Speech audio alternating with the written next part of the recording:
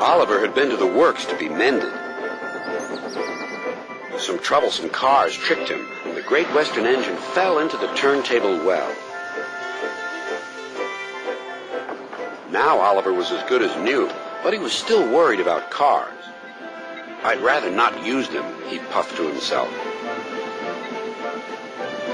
But the cars sang songs rude and loud. Scruffy, their leader, led the chorus. Oliver's no use at all, thinks he's very clever, says that he can manage us, that's the best joke ever. When he orders us about with the greatest folly, we just push him down the well. Pop goes old Ollie. Thomas, Duck, and Percy were shocked. "Be quiet," they ordered. But they couldn't be everywhere, and everywhere they weren't, the cars began again. Oliver's no use at all, thinks he's very clever, says that he can manage us, that's the best joke ever.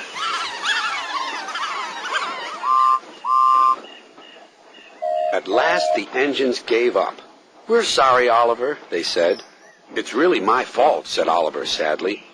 "I shouldn't have fallen in the turntable well." Toad, the brake van, felt sorry for Oliver, too. Next morning he spoke to Douglas. "I'm worried, Mr. Douglas. This disrespect for engines, where's it going to end?" "Who knows?" sighed Douglas. "I've got a plan, Mr. Douglas. May I stay here today and help Mr. Oliver? We are both Great Western and must stand together." "Certainly, Toad," replied Douglas and puffed away. Soon Toad was explaining his plan. "Goodness gracious, Toad, I don't think you should suggest such a thing to Oliver." But Oliver interrupted. "No, Duck, Toad's right. It's really my fault. I must put this trouble right." "I meant no disrespect, you understand."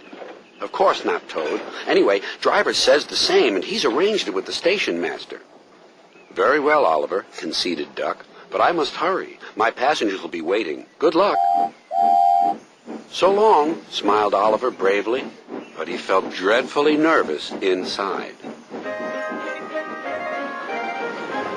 Oliver marshaled the worst cars 2 by 2.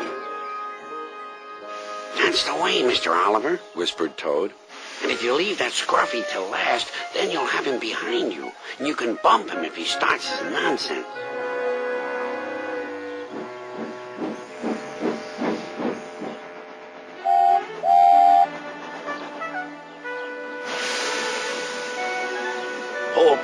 Hold back, whispered Scruffy. and pass the word to the others."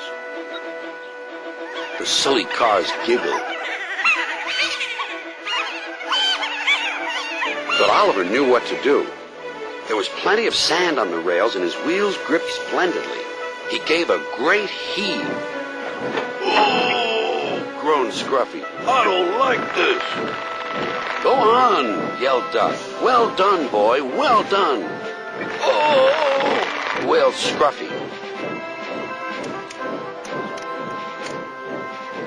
"I'm coming apart."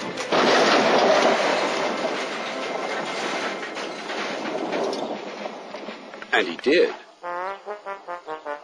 Then there was trouble. "Well, Oliver, so you don't know your own strength, is that it?" No, sir," said Oliver nervously. So Topham Hatt inspected Scruffy. "As I thought. Rotten wood, rusty frames. Maybe if we put you back together, you'll earn yourself a better name."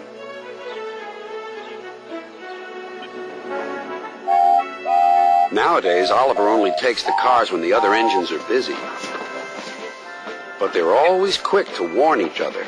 "Take care with Mr. Oliver. If you play tricks on him, you'll never be the same car again." Scruffy has learned his lesson and says nothing at all.